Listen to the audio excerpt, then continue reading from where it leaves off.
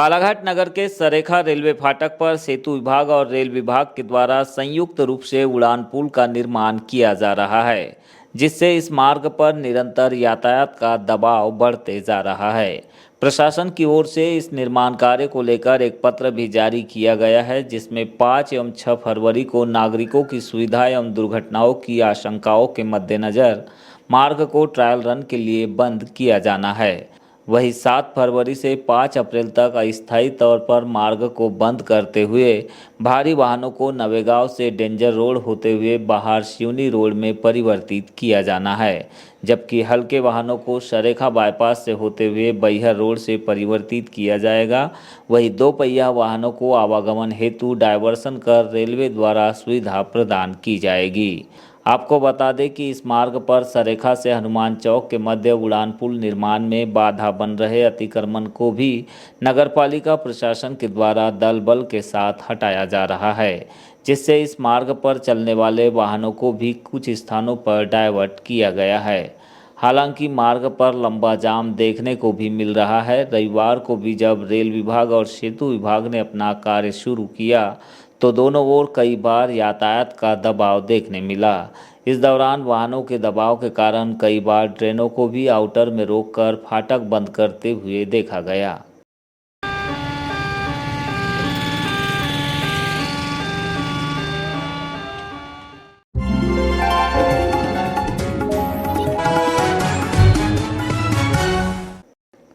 The Buddhist society of India Balaghat के द्वारा रविवार को कमला नेहरू परिसर में अंतर्राज्यीय बौद्ध सम्मेलन का आयोजन किया गया। इस कार्यक्रम की अध्यक्षता भदंत प्रोफेसर धम्मकीर्ति के द्वारा की गई, जबकि प्रमुख अतिथि के तौर पर राजरत्न अम्बेडकर राष्ट्रीय अध्यक्ष दी बुद्धिस्ट सोसाइटी ऑफ इंडिया मौजूद रहे, जिन्होंने इस अंतर्राज्यीय सम्मेलन को संबोधित करते हुए संविधान और लोकतंत्र के वर्तमान परिदृश्य पर अपने विचार रखे। कार्यक्रम में उनके अलावा मुकुल बौद्ध प्रांतीय अध्यक्ष मध्य प्रदेश एवं दिनेश हनुमंते प्रांतीय अध्यक्ष महाराष्ट्र सहित बालाघाट दी बुद्धिस्ट सोसाइटी ऑफ इंडिया के जिला अध्यक्ष एम.आर. रामटेके, एल.डी. मेश्राम प्रतिनिधि बुद्धिस्ट सोसाइटी ऑफ इंडिया सहित अन्य सामाजिक कार्यकर्ता मौजूद रहे। इस देश का नाम होगा इंडिया, दैट इज भारत, है ना। पहला ही आर्टिकल है। हमने इंडिया नाम हटाने के लिए 4,500 करोड़ रुपया खर्च किया। अब इस देश का नाम इंडिया नहीं है। आर्टिकल 1 खत्म, आर्टिकल 340 खत्म, आर्टिकल 341 खत्म। रिजर्वेशन। इस देश की फाइनेंस मिनिस्टर निर्मला सीतारमन अगर वो बीजेपी के या आरएसएस के किसी कार्यक्रम में ये बात कर रही होती तो शायद मैं उनको यहां पर रेफरेंस के लिए नहीं लेता, लेकिन उन्होंने ये बात देश के संसद में खड़े होकर कही। उन्होंने कहा कि 2 साल में हम भारत के हर पब्लिक सेक्टर को बेचने वाले हैं। सरकारी संस्थाएं बेचने वाले। सरकारी संस्थाएं कौन सी है? Air India, Indian railways, Indian post, LIC, BHL, BPCL, HPCL, Indian ordnance factory, जहां पर देश की सुरक्षा के सारे सामग्री बनती है। ये सारे पब्लिक सेक्टर्स है। Bank of Maharashtra, state bank of India, ये सेंट्रल बैंक ऑफ इंडिया, ये पब्लिक सेक्टर अंडरटेकिंग्स है। हमारे यहां पर MSC भी होती है। आपके यहां क्या होता है? MPB, ये भी स्टेट गवर्नमेंट की है। तो जितने भी सरकारी संस्थाएं हैं 2 साल में हम बेचने वाले।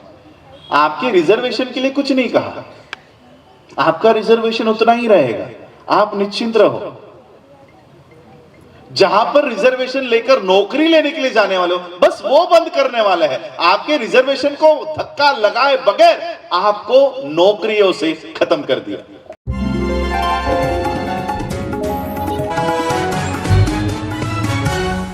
युवा समर्पण रक्तदान एंड वेलफेयर सोसाइटी के द्वारा आज माझापुर रोड स्थित सामुदायिक भवन में रक्तदान शिविर लगाकर जिला अस्पताल बालाघाट को 28 यूनिट से अधिक रक्तदान किया गया।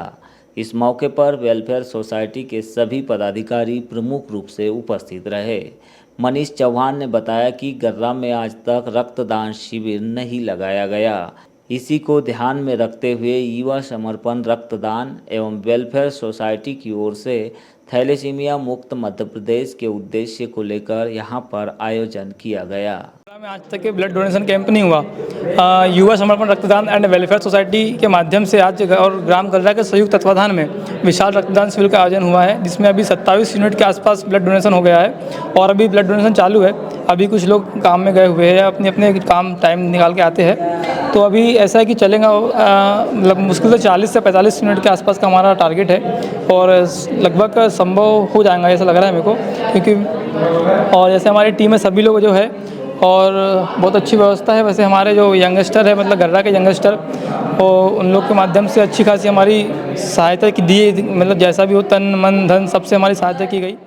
इसी तरह रेहान खान ने बताया कि संस्था के द्वारा वर्ष 2012 से निरंतर थैलेसीमिया मुक्त मध्य प्रदेश का संकल्प लेकर रक्तदान शिविरों का आयोजन किया जा रहा है।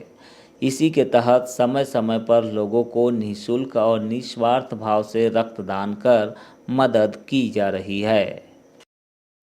देखिए, युवा समर्पण रक्तदान एंड वेलफेयर सोसाइटी बालाघाट सन 2012 से लगातार रक्तदान के क्षेत्र में काम कर रही है और हम समय समय पर लोगों की सहायता करते हैं, निःशुल्क करते हैं, निस्वार्थ करते हैं। और मध्य प्रदेश में जितने भी 52 ज़िले हैं सभी में हमारी संस्था लगातार एक दूसरे के माध्यम से काम कर रही है और रक्तदान के क्षेत्र में हमारे युवा साथी, हमारे भाई लगातार जुड़े हुए हैं। इसी तारतम्य में मनीष हमारे संस्था के मीडिया प्रभारी हैं, तो इनके ग्राम गर्रा में आज इनके सभी साथियों ने, दोस्तों ने मिलकर एक कार्यक्रम आयोजित किया था, जिसमें हमारी संस्था को भी, मनीष हमारी संस्था से हैं तो इनके माध्यम से भी हमें आमंत्रण था कि भैया आप लोग आएँ।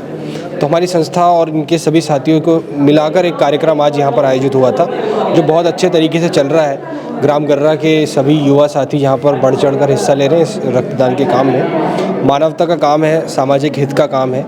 तो मैं लोगों से अपील करना चाहूँगा कि जब कभी आपको जीवन में ये मौका मिले कि आपको रक्तदान करना चाहिए तो आप ज़रूर रक्तदान करें।